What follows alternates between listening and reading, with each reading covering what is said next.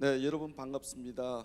오늘 그 좌장 겸 사회를 맡은 한국유통학회 회장 동덕여대 김일성 교수입니다.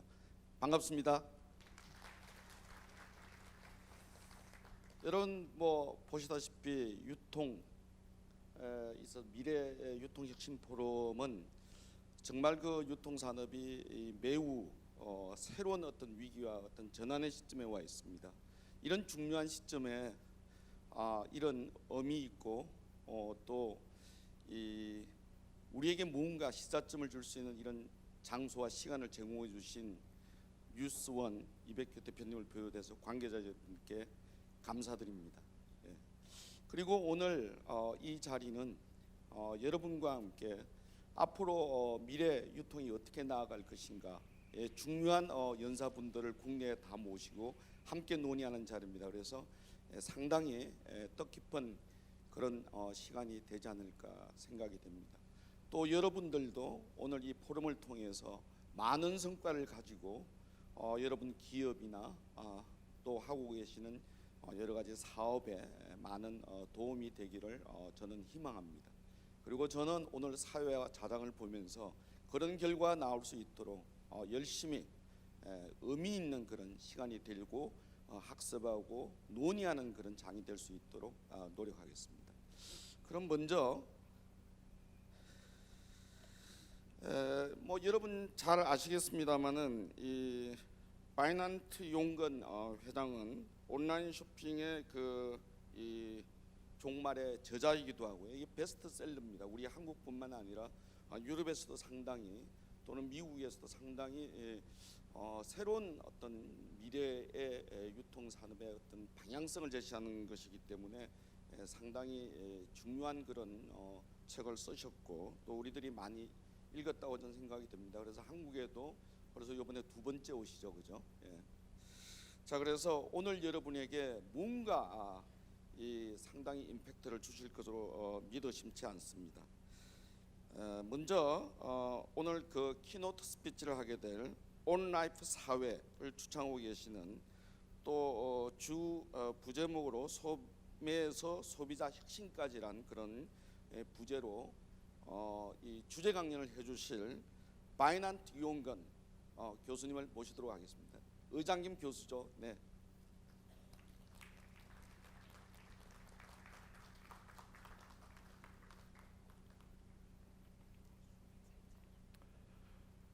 Well, thank you. Thank you for having me here in Seoul. It's a great pleasure. It's my second time here in Seoul, so I'm very fortunate to be invited. And thanks to the organizers, the News One, for having me here on this stage.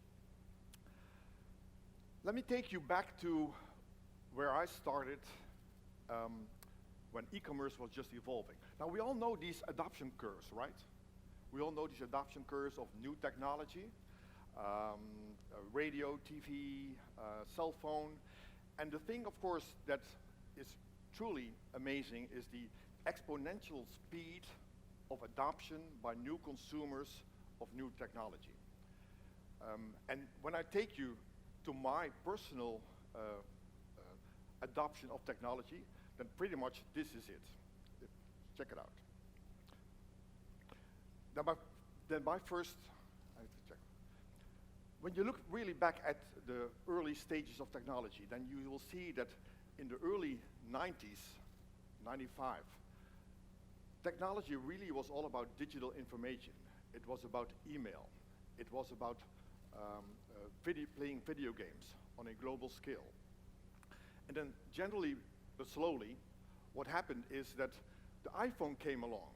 In 2007, Steve Jobs, he presented the iPhone, and that truly changed the world of retail.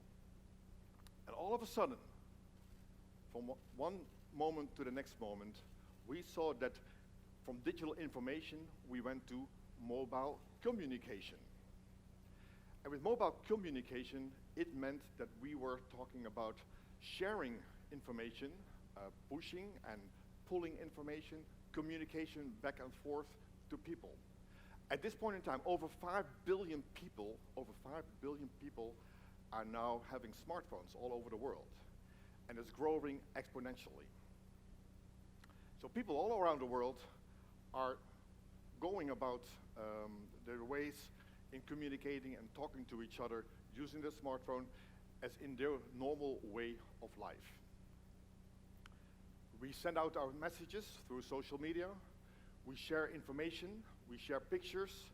We think it's crucially important that all the way we are able to communicate and to share this information. KOLs are important, key opinion leaders, because these key opinion leaders truly are the people that we trust. We trust our peers more than we trust newspapers, more than we trust advertisements on TVs. And these key opinion leaders are the peers that really give us the information that we belong to. And even city governments have adopted their ways of doing business and have even created special sidewalks for people to walk on and to make sure that we do not bump into one another. Look at this, what's happening here in this supermarket store. This is what happens if we don't pay attention. So now we're at the new brink of a new era.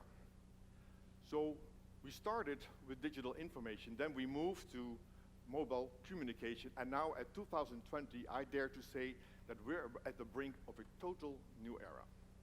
And this total new era is all about artificial intelligence.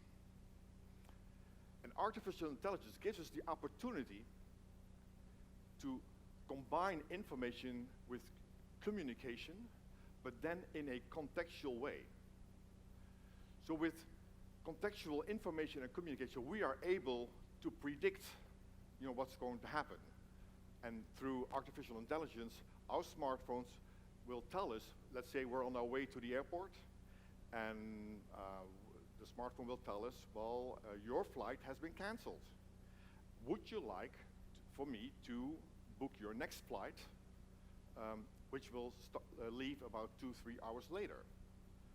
So the context all of a sudden becomes relevant, and even more important, it will be able to predict things that will be happening in our lives. So it will help us. And artificial intelligence will therefore help us live our lives. Now the world of retail is radically changing. I think we all know that. The world of retail truly is radically changing. We not only see this in Korea, this is happening all over the world. All over the world, we experience that traditional retail is having a really, truly hard time. In China, in the US, in Europe. And this means that we, as retail, we have to reinvent ourselves. Retailers have to reinvent themselves to make sure that they are able to connect with the new generations of consumer in due time. Because the consumer is driving the change in retail. So a lot of people tell me, well, all this new technology, that's really the true enabler of retail. That's the true driver of all the change in retail. And I always respond with the answer, I don't think so. I think technology definitely is an enabler, but the key driver of all the changes in retailers are you. People are the drivers of all the change. We are engaging in new shopping behavior. If the technology wouldn't fit, if the regular traditional stores would have a perfect offer to us, would have a perfect service, we would not change our behavior. We would stick to the old behavior. So why do traditional retailers go bankrupt? Not because the weather was too warm, not because we didn't have the right offer at this point in time, because this and that was happening. No, it's truly because people do not go enough into the stores and buy stuff. They opt for different options. And to take this to a higher level, I call what's happening in society the onlification of society. And with the word onlife, I mean that online and life is becoming one, that online and offline are truly merging into one another, and that this is happening, of course, 24 hours a day. And this is happening at all levels of society, at all generations of society.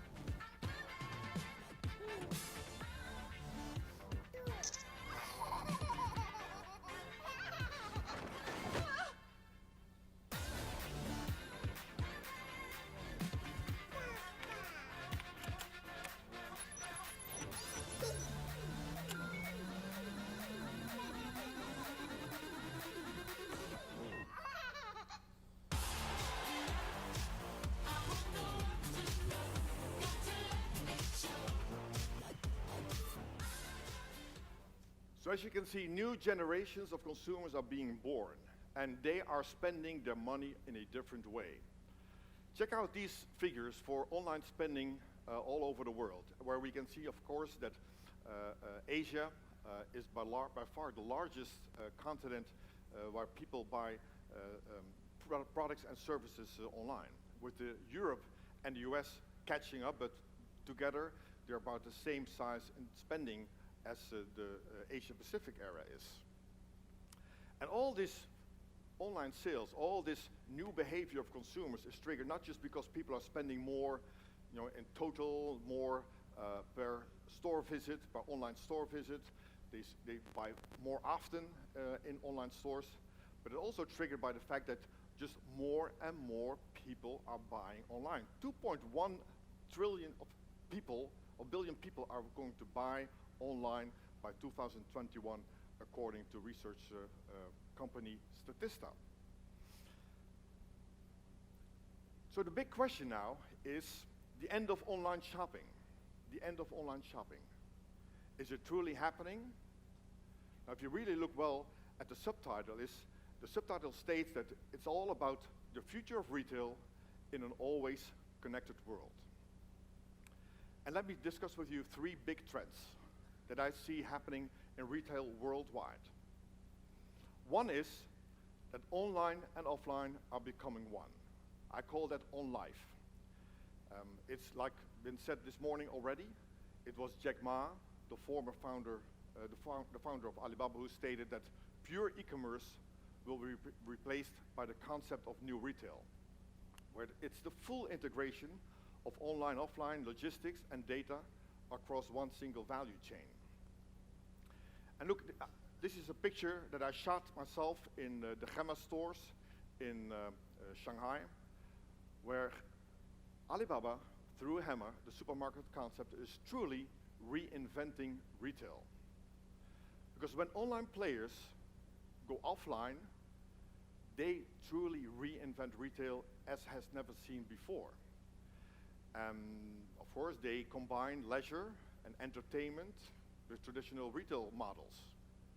They make it possible, for example, for orders not just to be picked for the people that shop online, but also for the people who shop in store and go about their business and do a little dining and so forth.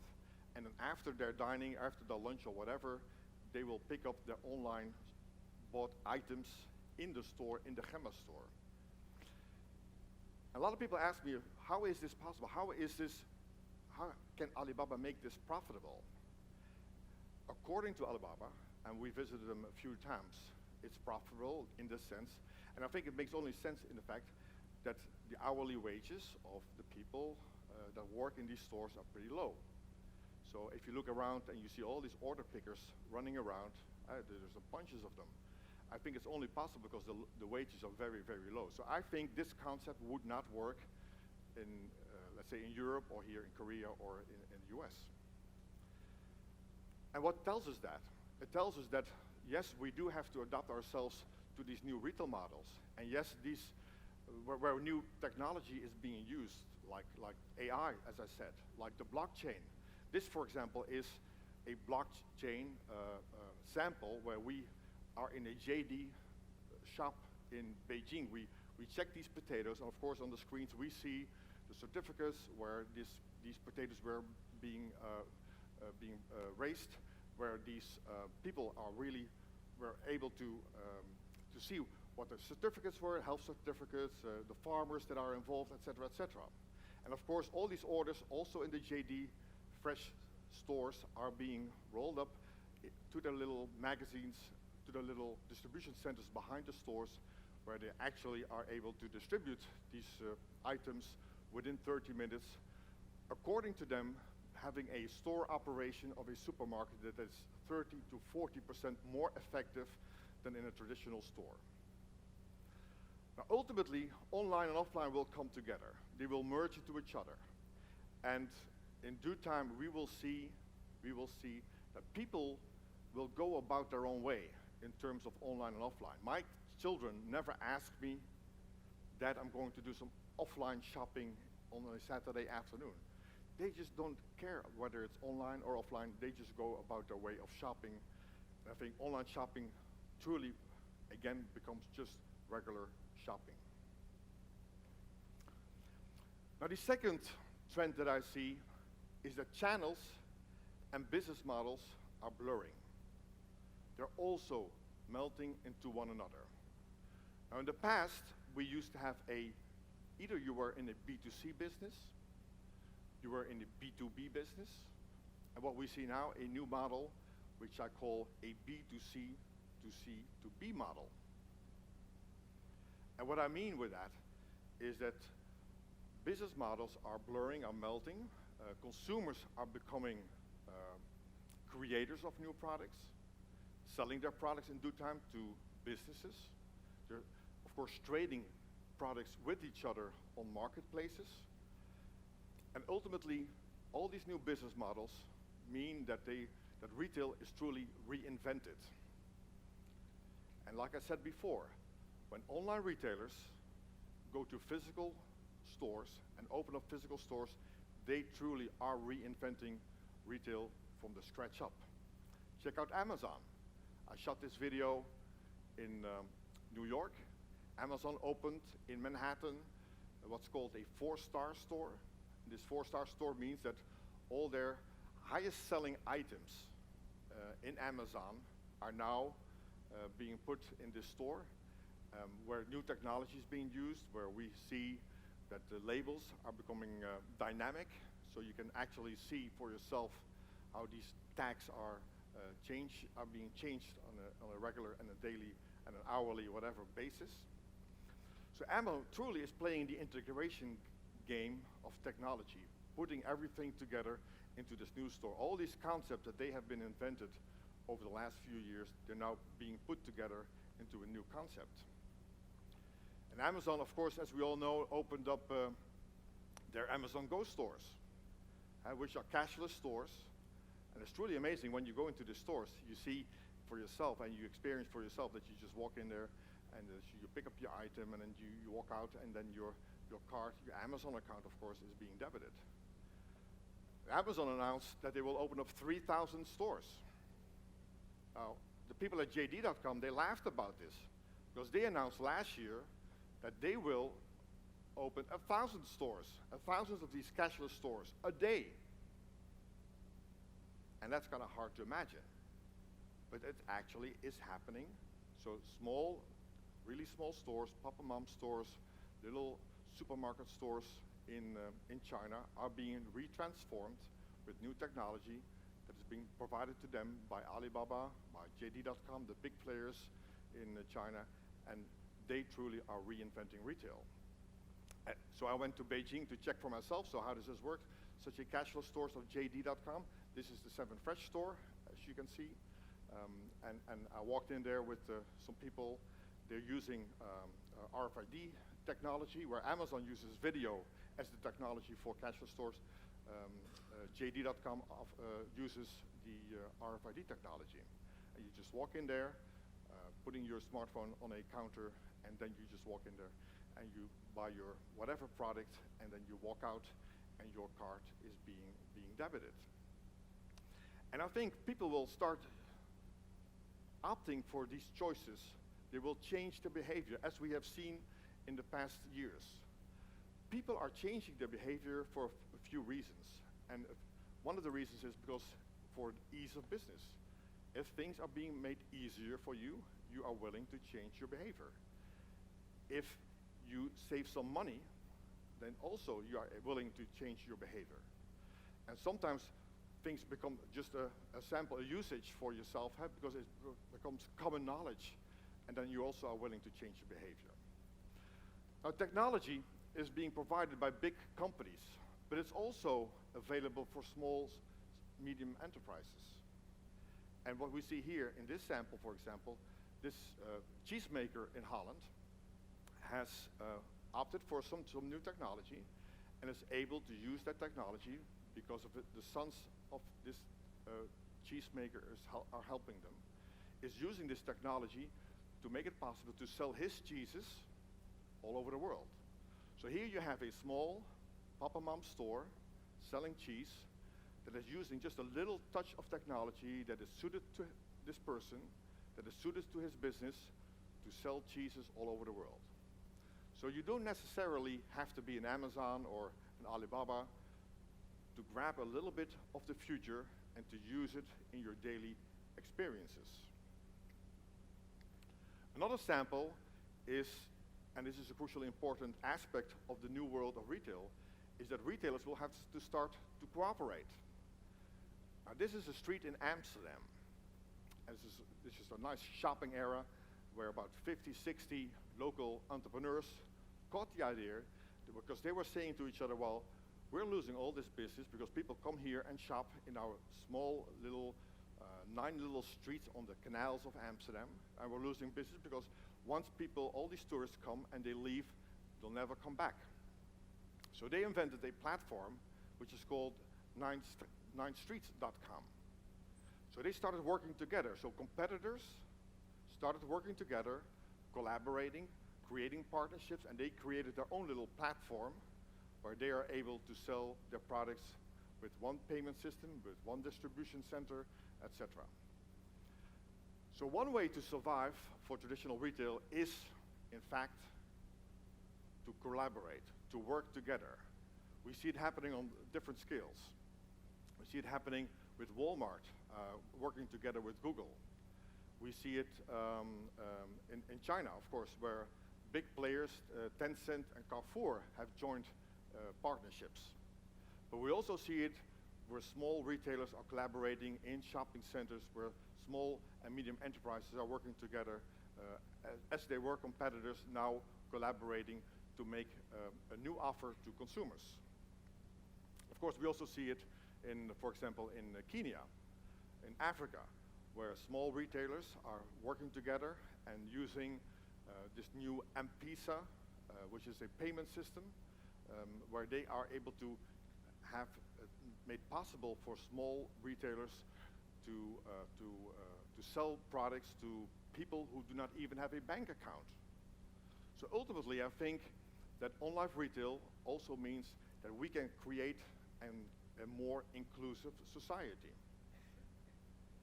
And I think looking for the future of retail, I think that's what's crucially important, where we not only take care of our daily needs, but also make it possible for others and for also the people who are maybe less affluent to prospect from the prosperities of online retail.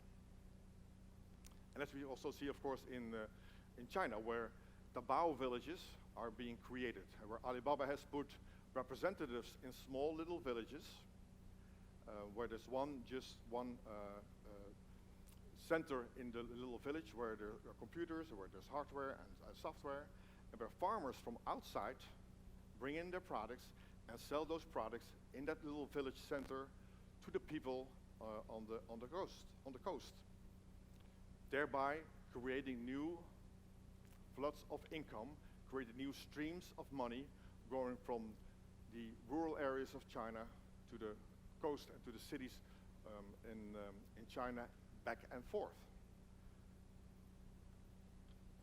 Third trend that I see is that players in the retail value chain are assuming new roles. And this is an important part of what's happening in retail. Unilever, the big manufacturer of products all over the world, they bought the Dollar Shave Club. And the Dollar Shave Club, of course, is an important and well-known online seller of razor blades. And so now Unilever is becoming a retailer. And one of the changes and one of the big things in the transformation of retail is that manufacturers, producers of products, are becoming retailers themselves. They will go direct, and they will go direct soon. Heineken, for example, has now opened an online store for specialty beers. So what these manufacturers are doing is they are experimenting. They are trying to see how does this work. And it makes sense from their perspective. Why not have a direct relationship with their end consumers? Why leave it up to the good old middleman? Why not sell direct to consumers? And this will happen. Google is doing the same way. Google, of course, the big search engine all over the world, with a big dominance, especially in Europe. 95%, I think, of the market belongs to Google in Europe. And which means that more and more retailers are becoming dependent on Google, as people are becoming more and more dependent on Amazon, because that's a big factor too, of course. Amazon is now the key player, not just in the US, but also, for example, in countries like Germany. But Google has to become a retailer, simply because they're losing business to Amazon. Amazon is now responsible for over 50% of all the searches for retail items and for retail products in the US, and even more in France and in Germany.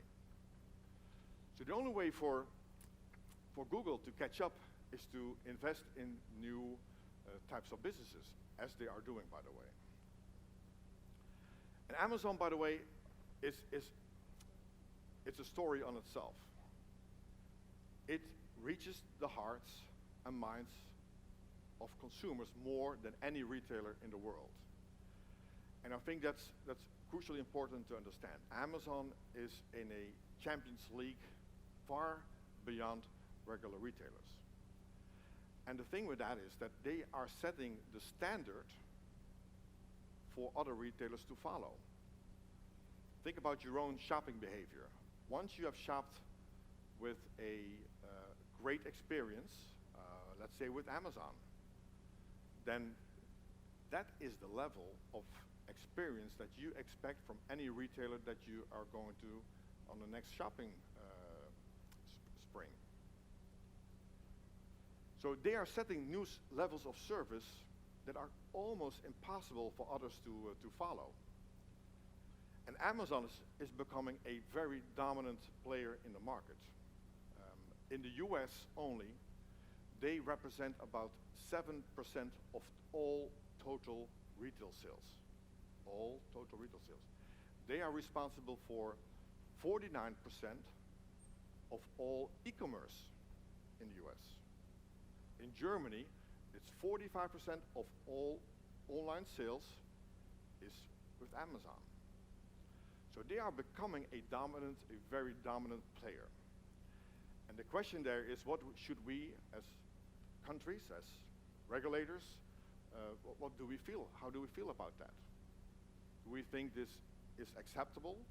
Do we think they are, sure, they have earned their place, you know, just in a square way. Fair and square. We, as politicians, we, as economies, have let this happen. And now the question, of course, for a lot of governments is, how do we go about these big tech companies?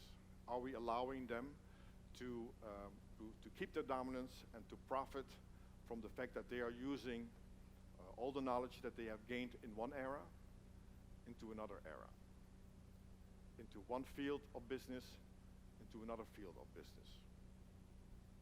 Amazon, again, making profit, having all kinds of products that are being sold not just only in the Amazon web shop, but also on the marketplace. And of course, with Amazon, the trick is that once Amazon sees that you as a retailer are doing a very good job in their Amazon marketplace, you have a top-notch selling product, that Amazon is not, they can care less. They will copy that product and sell it in their own web shop. They have only last year added close to 100 private labels to their web shop. And the thing, of course, is that you as a retailer, you will have to give all your data to Amazon, and Amazon is using that data to make a better offer to consumers. Now, AI and ML, machine learning, will thrive the device and data science revolution in a way that we have never seen before.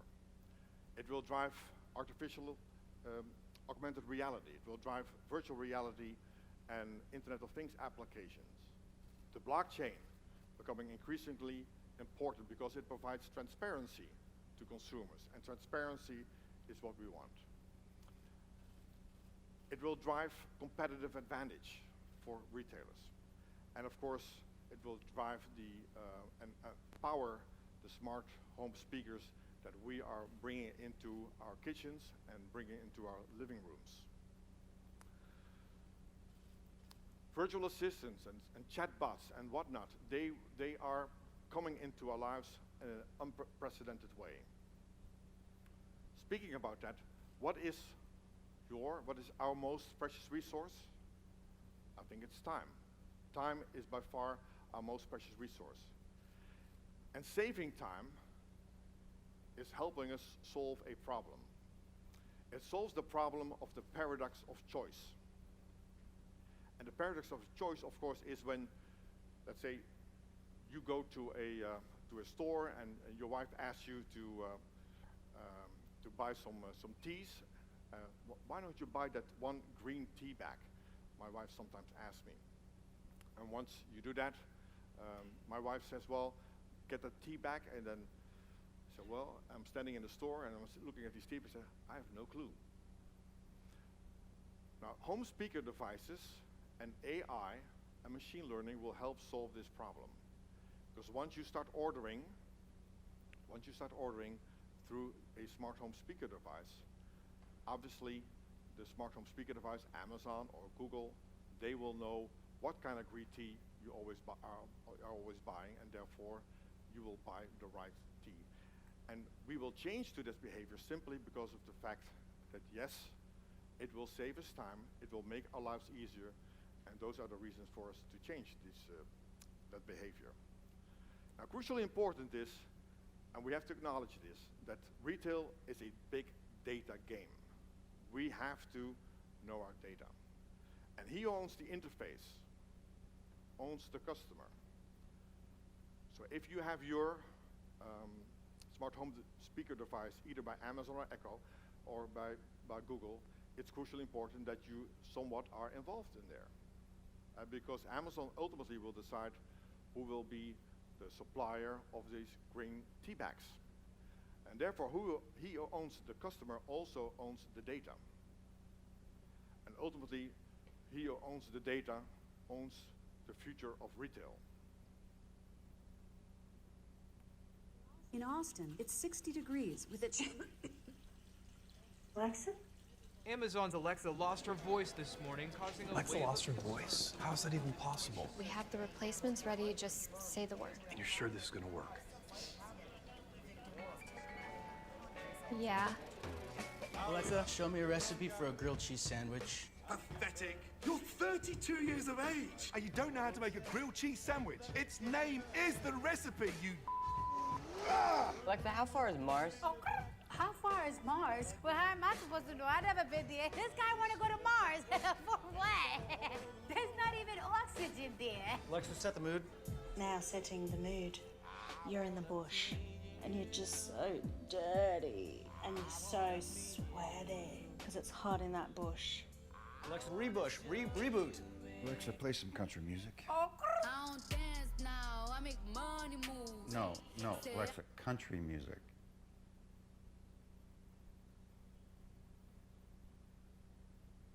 I be in and out them bands so much I know they tired of me. Alexa, call Brandon. I'm afraid Brandon is a little tied up. But do let me know if there's anything I can help you with. Jessica? Good boy.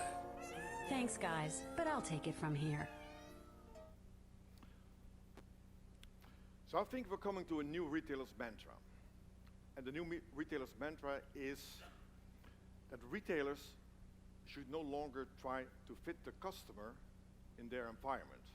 We are so used to build our stores, create our aisles where we have to walk in. Think about IKEA, where you have to go from left to right and from right to left and whatnot. And to be very honest, I think people are done with that. I think people are done with that. Retailers should no longer try to fit the customer in their own strict environment. Instead, retailers should fit in seamlessly in the life of consumers. And that is a totally different concept. Dad really likes that Echo just plugs in, so we never have to charge it. Plus, Echo's really good at keeping track of things like shopping and to-do lists. Paper. Alexa, add wrapping paper to the shopping list. I've put wrapping paper on your shopping list. And you see, I think ultimately the future of retail and the future of customer loyalty is about winning a share of life. If you can fit in seamlessly, if people think about you when you want to buy a product or a service, then you create loyal customers. And ultimately, that's what we want. We want to make people happy. We want to put smiles on the faces of our consumers. And if we can do that, then we win loyal consumers. Play jazz. Playing jazz. Smoothie. Making smoothie. Calendar. No meetings today. Remember, tandläkare at 9:30. Fire off. Fire off. Open door. Door open. Sånn. Så skal vi sette en til. Ja. Open door. Wrong voice command. Open door. Wrong voice command. Open door. Repeat that. Open door. I didn't understand that. Hey, open door. Play on the floor. Get over the door. Open the door. Wrong voice command. Error. Hey, William. With a rock. Open door. Open door.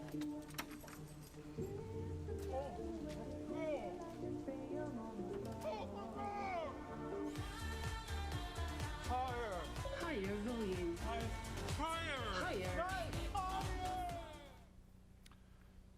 So let's be frank, life is not, and retail is not only about technology, it's especially about making people very, very happy. Thank you.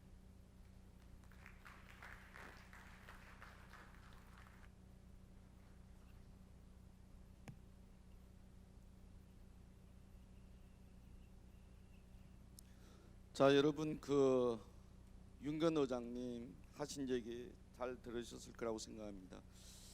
상당히 우리에게 많은 시사점을 들려주고 있는데요. 저는 그 시사점 중에 몇 가지를 좀 정리해 보자면, 제조업체가 이제 소비자하고 다이렉트로 이제 거래를 하게 되면, 자, 이 유통산업 정말 이거 중간에 없이 간다면은 정말 이거 하나의 위기가 될 수 있겠죠, 유통업체로서는요. 또 두 번째로는 우리에게 정말 중요한 얘기를 하셨는데요. 대한민국은 대형 유통 산업과 사업체들과 그리고 소상공인들의 이 갈등과 조정으로 상당히 많은 문제를 낳고 있습니다. 그런데 이분이 지금 우리에게도 공생할 수 있는 새로운 어떤 비즈니스 모델이 필요하고, 거기에 소상공인이 협업할 수 있고 협동할 수 있음으로써 나름대로 어떤 차별적인 플랫폼으로서 이 대기업과 경쟁할 수 있다, 결국 공생할 수 있다는 어떤 의미로 저는 들었습니다. 저희들에게는 상당히 중요한 시사점이라고 저는 생각이 듭니다. 그 다음 세 번째는 데이터를 갖다가 이 장악하는 그런 기업들이 미래 소비자도 장악하게 되고 뭐 이렇다면 소비자의 형태를 데이터가 알게 되고 데이터를 갖고서 또 유통업체가 활용하게 되고 등등 이런 측면에서 이 데이터를 직군하는 소위 얘기해서 카드사라든가 뭐 이런 것들이 오히려 더 소비자들의 데이터를 갖고 있는 이런 기업들 또 대형 유통업체들 뭐 무직이라든지 우리나라에도 뭐 아마존 뭐 알리바바 외 롯데 같은 데도 L포인트를 통해서 많은 데이터를 수집하고 있습니다. 이런 기업들이 미래를 정말 직군하지 않을까 이런 생각이 들고요. 그런 측면에서 이분이 이제 아마존이 전 세계를 직군하게 되지 않을까 하는 뭐 그런 얘기도 하셨고요. 그다음에 마지막으로 또 이 네이버라든지 구글들이 좀 조심해야 될 부분이 블록체인이 앞으로는 비교도 해주고 데이터도 공유하게 되고 또 어떤 면에서는 상당히 공정한 이런 측면에서 블록체인이 오히려 나중에는 네이버나 구글보다 앞서갈 수도 있지 않을까 하는 그런 생각도 해보았습니다. 예. 자 그러면 여러분 이제 지금부터는 저희가 좀 궁금한 것들을 같이 논의해 보겠는데요. 우리 저기 한 30분 정도 시간이 있습니다. 근데 제가 25분 정도를 하고요. 그 다음에 여러분께 한 2분 정도에게 또 플로어에서 질문을 받도록 하겠습니다. 아주 한 30초 정도에 간단하게 질문해 주시고요. 자기소개 이런 것만 하시고 바로 질문해 주시면 되겠습니다. 그냥 생각들 좀 해주시면 되고 손을 꼭 들어주시기 바랍니다. 자 그러면 윤건 회장님하고 이 송선선 오늘 이 대담을 해주실 분은요 송성선 홈플러스 모바일 사부분장이십니다. 우리나라 이 홈플러스의 어떤 그 모바일 쪽 사업의 여성 임원으로서 상당히 또 저희가 기대가 됩니다. 그러면 먼저 송선선 그 부분장님께서 용건 회장님에게 필요한 질문을 해주시면 되겠습니다. 그거 하나 같이 올려주세요.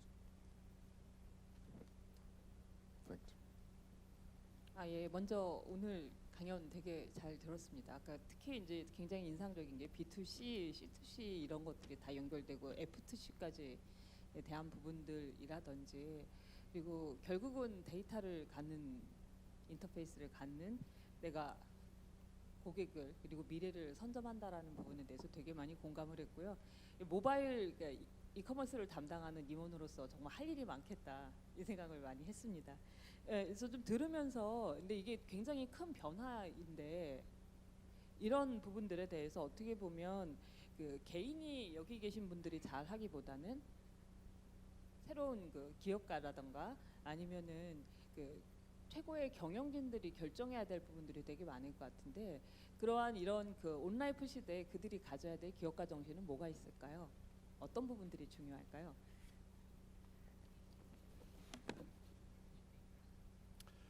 Well, that's a very good question, of course. And I think there's for a new generation of entrepreneurs, I think it's crucially important that they understand where all these changes begin. And as I told in my keynote, the changes of this new era of retail, they begin with consumers. We as consumers are having a new type of behavior. The old paradigm in retail was, of course, that you will have to listen ultimately to your customers because your customers are deciding how you as a company should evolve. And I think the same goes with the leaders, the entrepreneurs of these companies.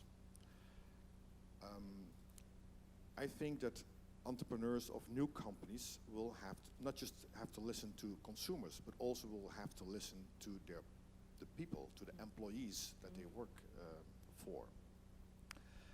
And I think the new type of leadership that entrepreneurs have to live is that entrepreneurs will have to empower the people within their companies, maybe change their way of how these companies are being organized, because I think newly organized companies with entrepreneurs that are listening to the employees, that are listening to the market, will provide the best opportunity to adapt to the changes that are taking place in the market.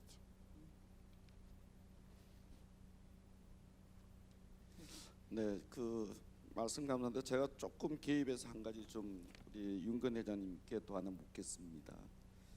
자, 기술이 이제 지배하는 사회, 소비자들이 그 기술을 활용할 수 있어서 편의성은 확대되겠는데 문제는 그 회장님이 얘기하신 소비자들의 어떤 필요가 새로운 유통의 어떤 그 형태를 변화시켜서 우리 생활을 전체를 변화시킬 거라고 했는데 사실 소비자가 이 기술 잘 모릅니다. 우리가 정말 이 모바일 폰이 나올지도 몰랐고, 네. 그 다음에 이렇게 인공지능이 뭔지도 모릅니다. 그런데 과연 소비자들이 어떤 니즈를 기술이 해결해 줄 거라는 어떤 선도적인 형태가 좀 부족하지 않을까. 결국 그것은 이 기술을 갖고 있는 제조나 또 활용하는 유통업체가 결국 또 리딩해 가는 거 아닌가. 물론 소비자들의 니즈를 잘 관찰하겠죠. 그게 서비스 R&D이기도 하죠. 그런 측면에서 소비자가 리딩하는 그런 새로운 그 온라이프 시대 중요하지만 또 제조업체의 리딩도 중요하지 않는가 하는 생각을 하게 됩니다. 어떤 생각을 갖고 계십니까? Well, I think that manufacturers and producers of goods are going to be much closer to consumers. I think brands are becoming more and more increasingly important, and I think it's only fair and square that brands take advantage now of this new technology, and they are trying to think for themselves. What should we do? Should we stick with the traditional retailers, the old middlemen, as I talked about, and use them as the resellers of my products, or should I go direct? At the same time, we see consumers thinking the same thing. They are thinking, well, maybe it's better for me to go directly to a brand, because where do I get the most trustworthy information about a product? At a comparison site, at Google or at Amazon? Nah, maybe I should go directly to this brand and check out the information for myself. And I think those two trends are coming together now. I already see, and research shows this, that over 40–50% of the people who are buying a product of a brand online, they first go to a brand to research, because they think that they get the most honest and fair recommendations there. And then, of course, they decide whether they will go to a marketplace, they go to Amazon, they will go to a traditional retailer selling online or in a high street, or they will stick to the brand and buy their product online there. 오케이. 예. 자, 다음 또 우리 송 부원장님.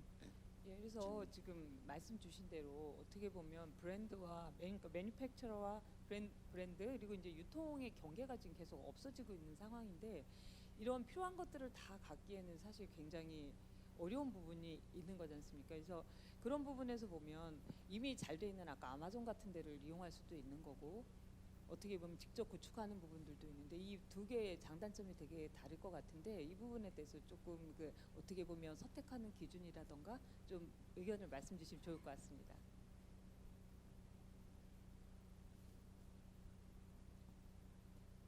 Well, I think consumers, they don't think about it too much. They go to the big marketplaces. In the US, it's Amazon, and in China, it's either JD or Alibaba. So consumers don't think about that too much. They just think, where am I being spoiled? Where do I get the best service? Where do I get the best prices? And obviously, if this is happening in one ecosystem, then that for them is sometimes an advantage, because they think, well, it's kind of easy. I don't have to bring in my new information. My information that I bring in, my personalized information is safe. I get advantages. and therefore I stick within such a marketplace. And we have to realize that over 50% of all online sales at this point in time are being done in marketplaces. Now, for retailers and brands, they're thinking more strategically, of course. They're thinking, well, what should I do? Should I start selling my products and services through these marketplaces? And for them, it's a prisoner's dilemma, because they know that once they start selling there, they will have to give all their data. And for them, sometimes it's a big plus. For smaller retailers, even bigger retailers, they are able to get a lot of audience that they would not be able to get themselves. They are able to use the marketing services that are being provided by these big marketplaces. They are able to use their customer service centers if they pay a little more, because realize every step of the chain you have to pay a little to these marketplaces, a little percentage here, a little percentage there. So ultimately it becomes the prisoner's dilemma. So what should I do? Amazon always tells me, well, Amazon, why every retailer should give all their items, all their products, all their services to us, and then we can make the business case for them. I don't see a lot of retailers do that, because they think for themselves, well, I don't think this is strategically wise, because there are also risks. So yes, there are pros, but there's also risks. Like I said, every step of the way, it will cost you margin. It will cost you, just by the commission for selling a product is sometimes between 8 and 15%. But using the market services, using the distribution centers, using the picking orders abilities, it all costs money. So my advice there is for retailers who do not have a strong brand, they will have to use probably Amazon. But if you do have a strong brand, you have to pick and choose. Pick and choose what you want to sell on these marketplaces or not, and go about product by product by product and see what you can reach for, and if you are able to get to the audience that you otherwise would not be able to get to. 관련해서 제가 하나 또 질문을 간단하게 드리자면, 자, 우리 이제 브랜드의 어떤 차별성이 중요하다. 브랜드가 좋으면 아마존에서 모시고 갈 수도 있죠. 유명 브랜드가 되면요. 근데 세상은 이 아마존이나 유통업체들이 PB를 이용하고 있고요. 또 유럽 같은 경우는 정말 많이 PB를 활용하고 있습니다. 예, 저는 독일 유학 시절 때 거의 알디에서 PB 상품이 싸니까 사 먹었거든요. 그럼 PB를 더 많이 활용하게 된다는 거죠. 그러면 윤건 회장님께서 얘기하신 브랜드의 어떤 특화성, 그럼 만약에 브랜드의 특화성을 하려면 노출을 많이 시켜야 되는데 아마존에서 노출시키려면 15% 이상 더 돈을 내라고 그러지 않을까 또 싶어요. 자, 이런 문제들은 어떻게 해결할 수 있을까요? Well, there's a few ways to look to this question and to this problem. At the level of a retailer, I think that again that retailers should make their own choices. And fortunately enough, in Europe, Amazon is not as dominant as it is in the US, and so there we have some choices. So there are more marketplaces. We see especially the upcoming of all kinds of specialty marketplaces. And I think they will do well and they will prosper. So they will provide some fair competition. Yes, on a different level, on a more national or let's say European level, there are worries, of course. And the worries are that these marketplaces will become so dominant that they will provide not a level playing field for retailers and for brands. And that's a serious worry. We call that, I call it a monopsony type of situation. A monopoly, we all know. In a monopoly, there's one big company that is very dominant, and then of course consumers have to pay the big price, and because they have to pay the highest prices. Well, in a monopsony, it's the other way around. In a monopsony, consumers love it. I mean, consumers love Amazon, they love Alibaba, they love JD, Tencent, whatnot. But the companies, it's the companies there that pay the price. they pay the price for margins for all the services, and which is okay as long as there is no market dominance. But what we see happening now in the US, in Germany, and some other countries is that these big marketplaces now are becoming so dominant that you as a retailer or you as a brand almost do not have a choice. If you want to be a retailer or a brand and you want to compete, you have to be part of this marketplace. And this is the situation now that is starting to evolve, and where national economies, politicians are now facing the fact that what should we do? Should we start to intervene? Should we start creating legislation or regulation or whatnot? Because we think it would not be fair, that's the way of thinking, because it's not fair that these big marketplaces are so dominant that other retailers, other brands do not have an option to compete. And this is what's happening right now, not only in Europe, we see it happening in the US, where questions are being asked, where research is being done, where investigations are taking place. Ultimately, we're all, I think it's good for everybody to have a fair competition and a level playing field. So in my assumption, I think it will not take for long before national governments will start to take action and start to regulate this business. 네, 공정한 규제, 또 시장 질서 참 또 경쟁 원리 중요한 얘기라고 생각이 듭니다. 네, 송선선 부장님 또 질문 이어주시죠. 네. 예, 지금 말씀하신 거랑 연결이 좀 될 것 같은데요. 지금 필요한 자원이라든가 기술이 어떻게 보면 말씀하신 AI라든가 블록체인이라든가 이게 굉장히 큰 기술인데 작은 기업들이나 어떻게 보면 좀 아직 경제적으로 풍요롭지 못한 국가에서는 좀 되게 어려운 부분일 것 같습니다. 실질적으로 봤을 때. 그래서 이런 부분에 대해서 아까 차관님께서도 상생이란 부분을 말씀하고 가셨는데 이런 어떻게 보면 전체적인 글로벌 경제라던가 아니면 이게 국내에서도 아까 큰 기업과 대기업과 이런 작은 기업들 간에 어떻게 이런 부분들을 좀 상생할 수 있는 부분들을 연결해 나갈 수 있을까에 대해서 혹시 좀 좋은 사례가 있으면 말씀 주시거나 좀 해주시면 좀 좋을 것 같습니다. Yes, I do. First, the observation that we should not underestimate the power of AI and machine learning that is now being put in place by the big players. 2 weeks ago, I was in Silicon Valley. I visited Google. I visited Facebook. Facebook now, 25% of all Facebook engineers are now working on AI and machine learning. So a quarter of all Facebook engineers. Facebook at this point in time is doing about 6 million predictions based on AI per second. And they have about 600 models a month that they are putting forth. Machine learning for Google, for example, the number of projects that they have on machine learning is staggering. It's like thousands and thousands of machine learning projects. They're putting in billions. Only Amazon has already 10,000 people working on Alexa, which of course is based on AI and machine learning. So these are forces that are hard to match.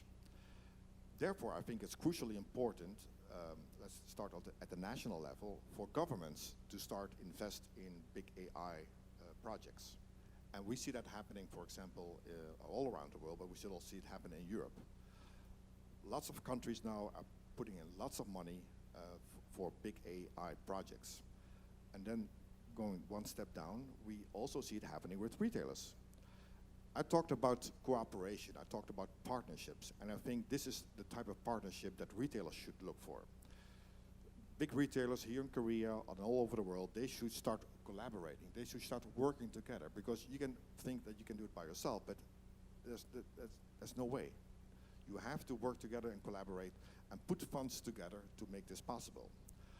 And then ultimately to the small and medium enterprises, ultimately I think all these technologies will become available at a fair price for smaller retailers. That will take a little while. because we're just at the beginning of this new transition, of this new era of artificial intelligence, machine learning. But yes, it will become available at a fair price, and it will help smaller retailers to stay in business as well. But collaboration, partnerships, work together with investments on all levels of scales are crucially important to make this possible. 네, 또 부장님 또 질문 조금 이어주시죠. 예. 지금 많이 말씀을 주셨는데 아쉬운 건 차관님하고 국회의원님이 안 가셨으면 좀 좋을 거라는 생각이 좀 들긴 하는데 예, 많은 말씀 주셨는데 어떻게 보면 이제 정부에서 지금 한국은 또 규제도 굉장히 심해서 개인정보 보호나 이런 부분들의 테크놀로지를 실현하는 데 되게 어려움이 있거든요. 그래서 지금 말씀 주신 것처럼 그리고 가셨지만 아마 뉴스원에서 기사를 잘 써주시리라 생각을 하고 정부나 이런 데서 좀 해주셔야 될 지금 인공지능에 내는 것도 국가적 프로젝트로 진행하고 이런 부분들 말씀 주셨는데 좀 한국 정부에 조언을 한번 주신다고 하면 좀 좋을 것 같습니다. Yeah, I would say what I tell other governments around the world, that they should look at their, let's say, unique selling points that they have. And of course, they have the power to create legislation and to create regulation based on values that are important in the different areas of the world. Europe, for example, I think is a good example of what they're doing. Of course, we have strong privacy regulation at this point in time, and that just has been put in place just 2 years ago. And now we see that this privacy regulation has become a advantage, has become a unique selling point for retailers and for businesses. And imagine retailers and businesses were very afraid of this strong privacy regulation many years before, because they said, well, heck, that's not going to help us, because all these companies from America and China, they can do whatever they want, and now we have to obey these strong privacy regulations.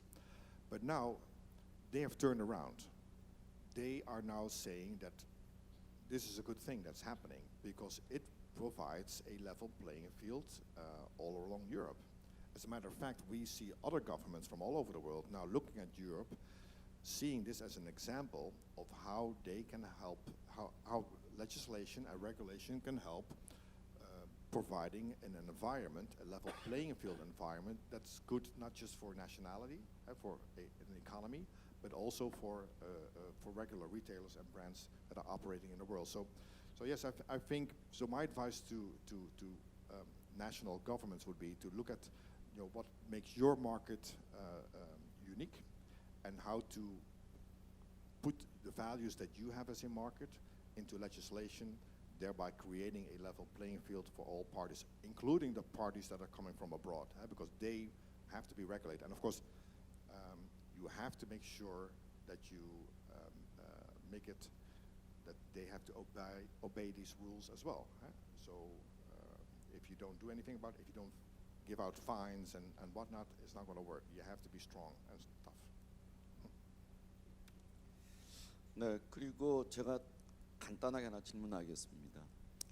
자, 아마존이 유럽을 거의 이제 석권, 독일 뭐 다 석권했는데 일본도 석권했어요. 근데 희한하게도 진짜 이 온라인과 모바일이 강한 이제 중국하고 한국을 석권하지 못했습니다. 중국에는 알리바바 있고 한국에는 쿠팡이나 신세계 뭐 등 이마트, 롯데 이런 아주 강력한 경쟁자들이 있어요. 그러면 왜 유럽과 일본은 우리보다 훨씬 더 제조 광고이고 선진국이고 유통을 먼저 시작한 나라인데 왜 아마존 같은 그런 큰 이 대규모 기업들이 못 나왔을까요? 독점이 너무 강력히 규제해서 그럴까요? 왜 그렇죠?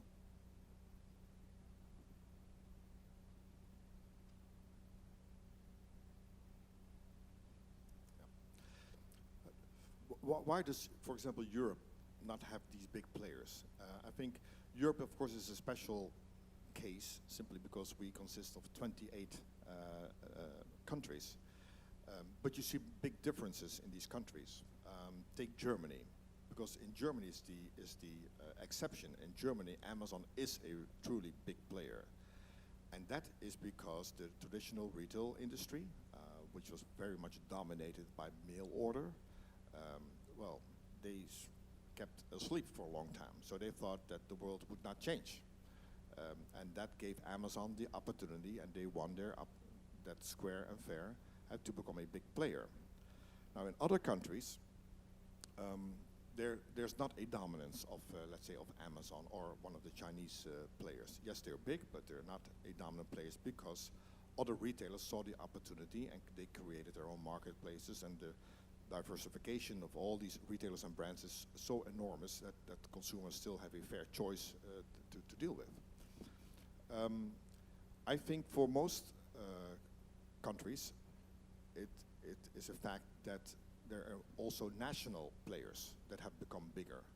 I know in France, I know in Italy, in Spain, and in Holland, there are national retailers that are now becoming bigger and bigger. They created their own marketplaces. Besides their web shops, they created marketplaces. And this is a trend that we see all along. In the long run, I think it also applies to these players that they should not become dominant.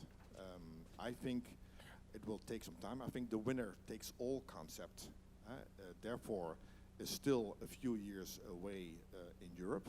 But again, in the US, like I said, it's taking place with Amazon having a market dominance, selling over almost 50% of all online sales, and having being the second largest retailer behind Walmart with 7% of all total retail sales.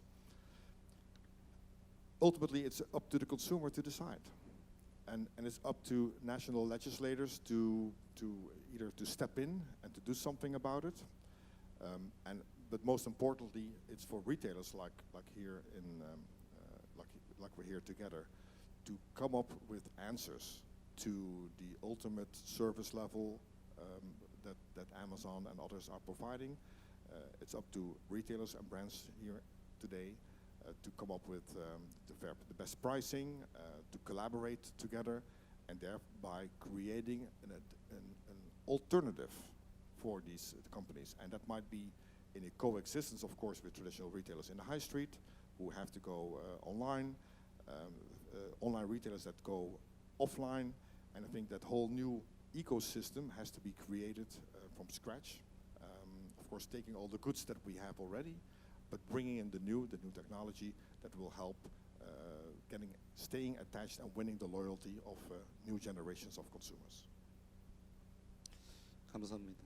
네, 혹시 송선선 부분 이제 질문 다 끝나 플로어의 질문 받아도 되겠죠. 자, 여러분 이제 여러분들에게 질문을 받는 시간이 왔습니다. 질문을 하고 싶으신 분 손 들어 주시죠. 우리 한국 분들은 겸손이 좀 그래서 한 번 손 들면 또 거침없이 다른 분들이 경쟁적으로 손을 드시는데 없으신가요? 뭐 충분히 얘기할 만한 게 있으실 텐데 없나요? 네. 그럼 없으시면 혹시 송 부부님 더 뭐 하실 말씀 있나요?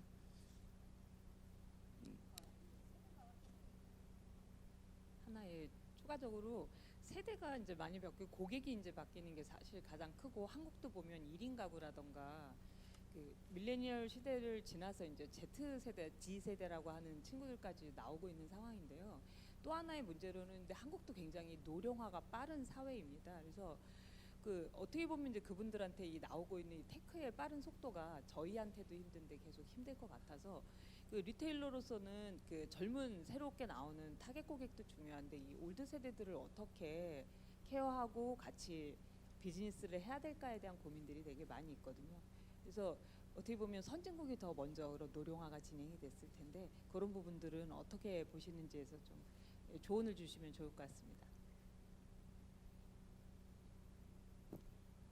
Well, I think one, there's a big responsibility for at two levels. One, of course, with the family, friends, the network around older people. I mean, let's be fair and frank. They need help, and we need to take up our responsibility on a personal level to help out. At that level, I think this sounds maybe a little harsh, but ultimately the problem will solve itself. Yet, and still at the same time, I think that what I see happening in other countries with older generations is that they are adopting to the new technology simply because they have to. Not everybody, but a large majority is adopting. They are adopting faster than we sometimes imagine because they want to keep up with their kids, they want to stay in touch with their children, and so forth, and so forth. And because simply that they do not have any other choice. If you want to do your banking, I mean, the only way to do it is digitally. At a higher level, I think it's important for national governments, for local city governments to take up responsibility and to provide services and networks. As we see happening, for example, and I gave that sample in my keynote, as we see, for example, happening in the rural villages in China, where representatives of Alibaba and JD.com are really coming into the centers of these villages, and they help out elderly people doing their business digitally. So they have no clue. About 500 million people in the rural areas of China, they're not digital. So the only way to do that is to provide either local or central help from local governments or local city governments or from national governments to provide them with services to help out. And yes, and personally, of course, we do have that great responsibility to help our nearest friends and family. 네, 여러분 오늘 윤건 회장님의 얘기를 들으면서 정말 우리 유통업체들과 정부가 좀 더 고민해야 될 부분이 많은 것 같습니다. 세상은 결국 독점보다는 다양성이나 그런 여러 가지 사회적 가치를 지니는 그런 희소성 있는 제품을 제공하고 또 뭔가 개인적인 그런 맞춤형 어떤 차별화된 어떤 그런 느낌을 받는 그런 것들을 유통업체가 줌으로써 미소 지을 수 있지 않을까 생각합니다.